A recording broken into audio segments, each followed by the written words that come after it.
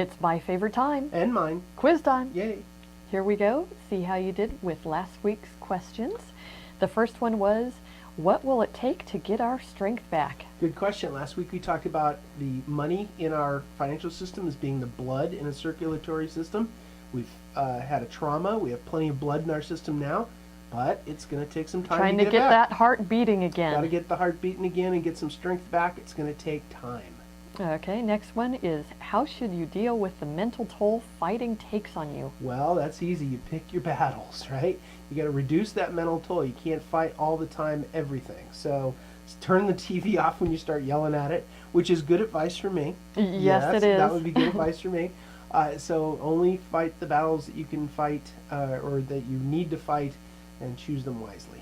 And the next one is, why should you split a problem into physical and psychological aspects?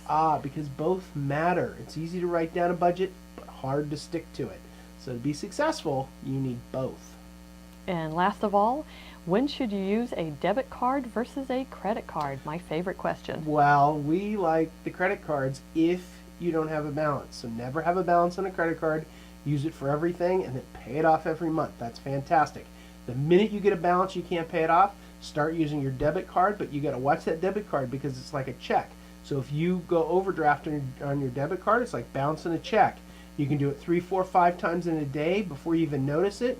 The next thing you know, it could add up really those quickly. Overdraft fees are killers on the debit card. So you don't want your debit card number out there. It's cash coming right out of your account. You certainly don't use it for people use their cards for small purchases like McDonald's or something like that. So for a $5 charge, you can have a $25 fee attached. If you don't carry money in your checking account, you sure can. So it's very careful. Be very careful. The best policy is to never have a balance on your credit card, pay it off every month, and then use it as much as you need to.